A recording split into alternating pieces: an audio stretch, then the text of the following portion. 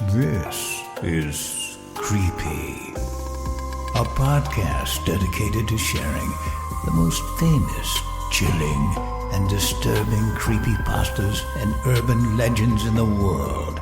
Whether these stories truly happened or are simply fabrications is for you to decide. These stories may contain graphic depictions of violence and explicit language. Listener discretion is advised.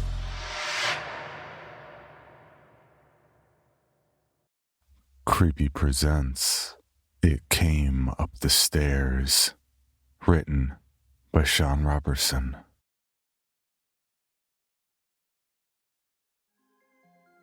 My name is Damon Langston, and I'm here because, well, I don't know what to do anymore. There's something tormenting me every night at my apartment complex. I don't know what to do. I'm too afraid to try and confront it. My friend doesn't believe me, and I know it's killing.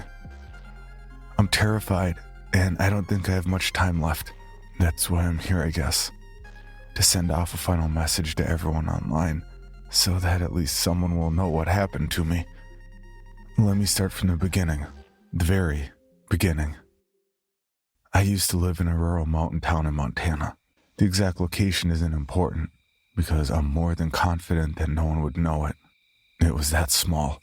Think the size of an average high school graduation and cut it in half, and then half again. That was my town's population. It was nice enough, but I'm not much of a people person and would much rather be alone than in big crowds.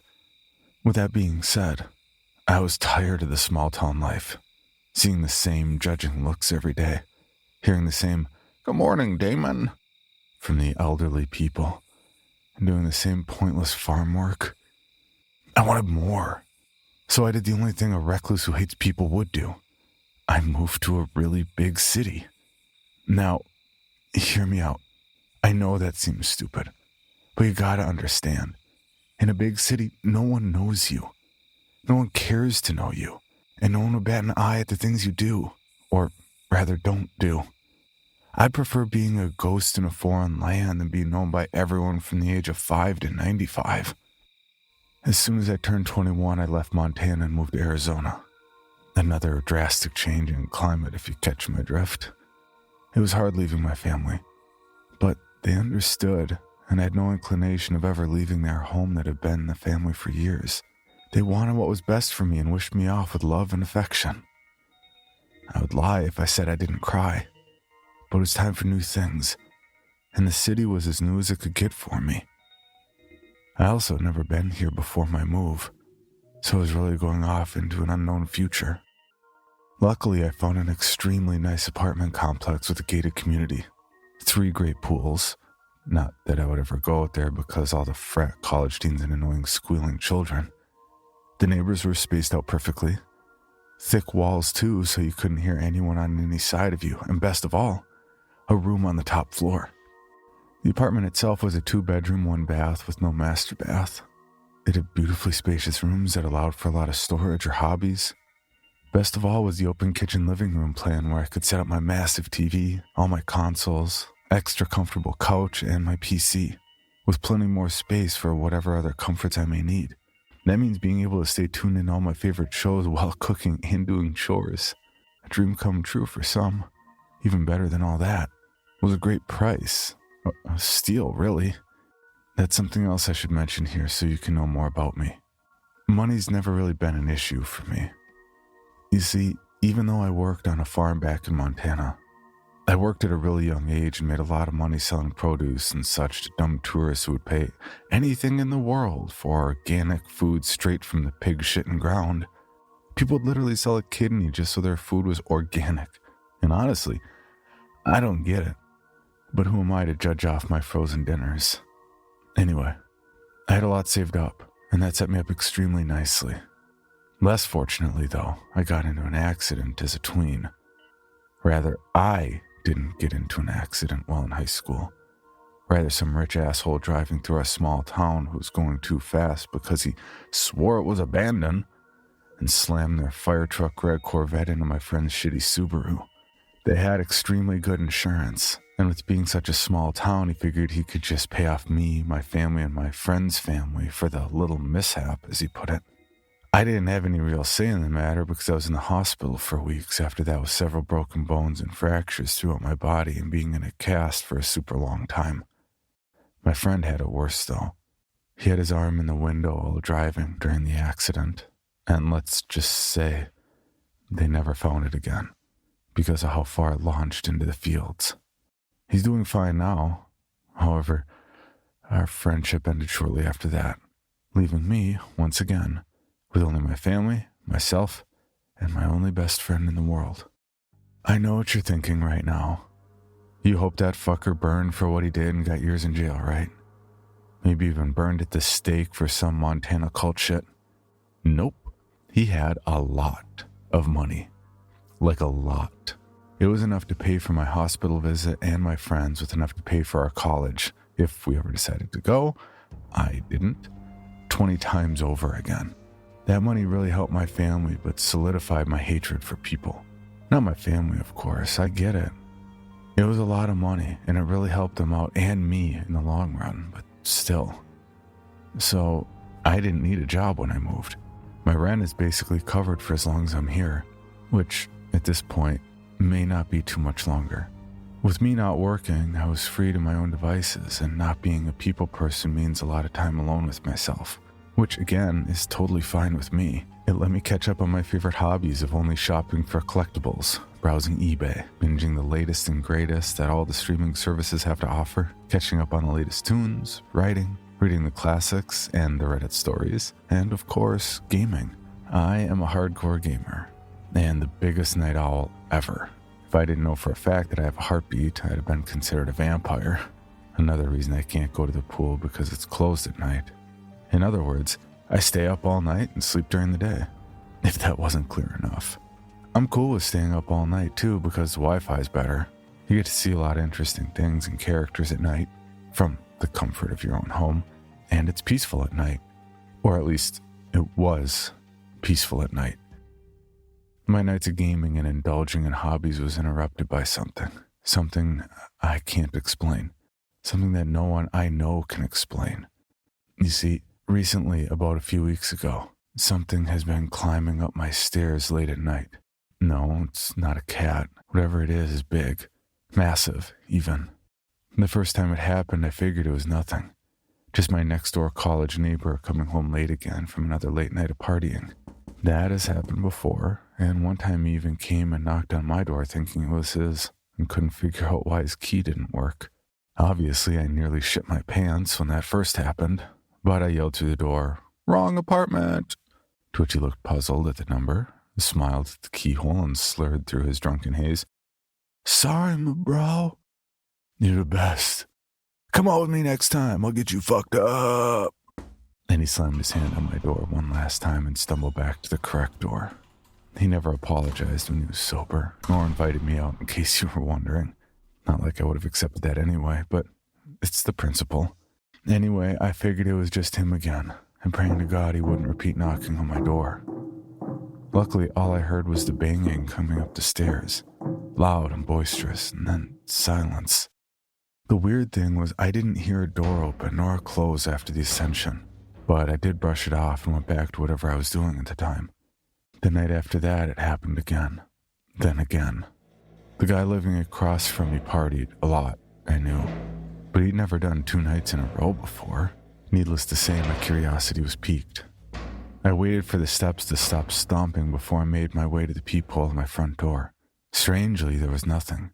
The person I thought it was nowhere in sight, and not trying to fumble with his keys to unlock his door. I thought this was strange once again and remembered looking at the time. It read 1:25 a.m.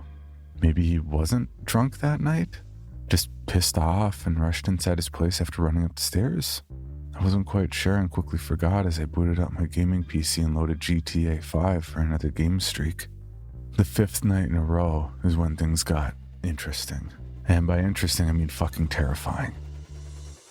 I was bored and in a weird mood, so I was just mindlessly scrolling through social media and memes on my phone when I heard the roaring steps up the stairs once again. My time read 1:23 a.m. I quickly and without hesitation rushed towards my door and looked through the peephole. The light outside mine and my neighbor's doors were flickering so fearlessly that it made it almost impossible to see what was going on. Almost. Sometimes I wish it would have made it completely impossible.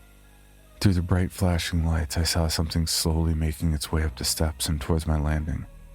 It was a large, hunched-over black mass that was shrouded in darkness. It seemed as if it were wearing a cape that was the darkness incarnate. No light could highlight its features from its head down to its legs. I say legs instead of feet because you could see the feet. Those foul and disgusting feet. They weren't human, to say the least. Instead, they looked like supersized horse hooves that were transformed into wood. Like a tree had a bastard child with a horse, and this was its offspring. The long, trunk-like legs were clearly what was making the loud noise as it marched up each step with great precision. There was something else that one could distinguish from it, too, as it got higher up the stairs. All that could be seen of its facial features from this distance were its piercing, violet eyes. They had no pupils, or white or black or anything. They were just a radiant violet that stared blankly in front of itself as it moved higher and higher. As I stared in disbelief at what I was seeing, I could make out a new noise that I didn't remember before. The creature moaned, or rather hummed as it took its powerful steps. It seemed like it was in pain with what it was doing, but strangely it seemed that it liked it too. The mixture of pain and pleasure just made this thing even more unnatural. I kept watching in horror as it made its way all the way to the final step and put its massive feet on the third-floor landing. It paused momentarily, staring straight forward, humming all the while a haunting melody, the light still flickering all around its shadowy form. Then it started moving again, silently towards the open breezeway between mine and my neighbor's apartments. Like I said, it moved silently down the corridor. The prior noise it made up the stairs were non-existent. Then, just as quickly as it had come, it was gone. The lights too were fixed and lit how they should be on a normal night. Even after it left my line of sight from the peephole, I was still glued to the spot, unable to break my gaze at what I'd just witnessed. My mind was racing with a million questions, my heart racing like I just ran a marathon, and my eyes blinking spastically as if it had been a trick of my mind. When I finally regained some sense of composure, I did what any sensible person would do. I made damn sure the door was locked, grabbed the biggest piece of furniture I could find and blocked my front door, and then grabbed the second biggest piece of furniture I had and locked myself in my bedroom with it. I knew I couldn't call the cops. What were they going to do? Tell me I'm crazy and I should go back to bed? No way. Besides, what would they do anyway? As far as I could tell, it disappeared into oblivion. I decided to call the only person I could think of, and my only friend, Jared. When I picked up my phone to dial his number, I noticed the time. 1:30. Jared and I's relationship is a long one that goes way back. We've been friends since I was a wee lad back in Montana. He was my closest friend and, well, my only friend that stuck with me through everything. It wasn't that I wasn't popular, but as I've said before, I'm not a people person, and all the friends I made through the years either got sick of me or I of them. However, he broke through my hard exterior and made me gain some faith in people. For some reason, we stuck together since then, and I've never been more thankful for another human being making contact with me in my life, especially now. He helped me with a lot of the firsts, and had always had my back through thick and thin. So, of course, I would go to him with this problem and see what he could do. The thing about Jared, too, is that he is not like me.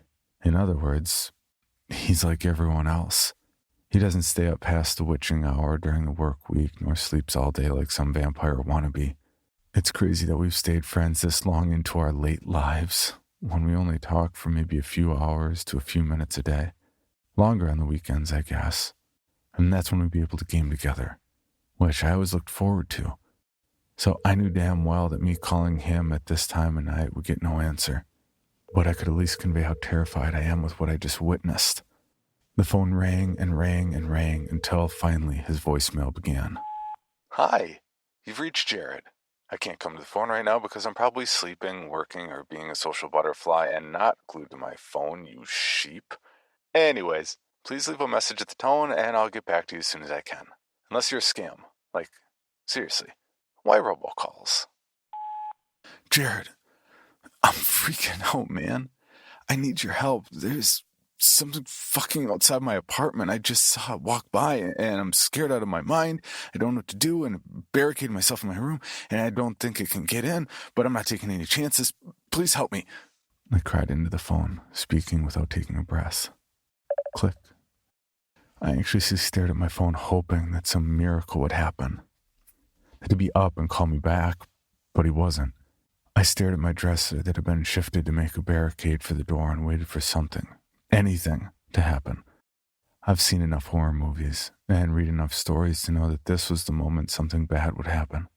I would hear a loud crash of the first defense being torn down, and then banging on my last hope until the monster would come in and rip me to bloody shreds and tiny pieces so the police would have no clue who I was and chalk it up to a freak bear attack in the big city. But that never happened. There was no dramatic climax of that night that led to my demise. Instead, it was quiet. The quiet was so much worse, though, because that meant it could be anywhere in the complex, and I'd have no idea. I must have passed out sometime that night because I woke up around noon with the rays of light from the sun breaking in through my curtains. I'm never awake at that time, and normally I always have my blackout curtains drawn to avoid this, but adrenaline must have overtaken me. I was still exhausted at that time and felt like shit for sleeping all night when I'm normally awake. My mind immediately raced back to the events of the last night, and my body stiffened up even tighter than it was. That thing. I dove for my phone and saw 8 voicemails and 21 missed calls from Jared. I called him back without listening to the messages, and he answered after a few rings. Dude, what the fuck's going on? Are you okay? I'm at work right now, so I can't talk for long. But your calls freaked me the fuck out this morning. And what are you doing up? This is like your midnight. I don't know what's going on, but I'm freaking out. There's something wrong with this place and tormenting me. It's a monster. I wailed at him through the iPhone. He sighed. I'm sorry? A monster? I could hear sarcasm and speculation in his voice. Yes, a monster or some denizen of the night. I saw it this time. It's what's been making all the racket I've told you about. I've always assumed it was my imagination or neighbor or freak raccoon. But this time, I saw the fucker. He sighed again, louder and more drawn out this time. Okay. Hey, I gotta get back to work and the real world. I'm glad you're okay and weren't killed or whatever. But I think you're just watching or reading too many horror stories and should lay off. Watch some cooking shows or some David Attenborough documentary. Also, get some sleep, man. I'll call you tonight and check in on you. Click. And that was it. He hung up on me. My jaw was on the floor with what he said. He didn't believe me. My best friend in the whole world didn't even believe me. I was filled with an awful cocktail of anger, hurt, despair, and fear. A drink that did not go down well. With that, I threw my phone on my bed and watched it bounce one big time and hit the floor with a loud thump. I then began tearing down my makeshift wall of self-defense and made my way to the kitchen. All I wanted was some more sleep and to forget what had happened. So I did what any responsible person would do at 12:15 in the middle of the day and took 4 ibuprofen, 2 long pulls of bourbon, an emergency drink, and a melatonin. I then made my way back to my fortress of solitude, closed those curtains, and passed right back out. My cocktail of health must have worked because I didn't wake up at my normal time when the sun goes down, but instead I woke up to loud banging again at 1:18 a.m. I immediately started sweating like a madman on a hot summer's day, and even let out a light squeal. I slowly made my way to the front door.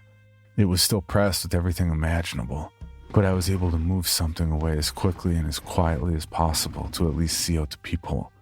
To my surprise, there was no monster. Instead, it was my lumbering buffoon of a neighbor who must be coming back from one of his late-night benders. He took each step with a long, drawn-out step that slammed when they made contact. It was clear he was focusing on trying not to fall down or up the stairs. He clumsily made his way to the landing and immediately expelled the contents of his evening on the floor, and of course it slithered towards my door.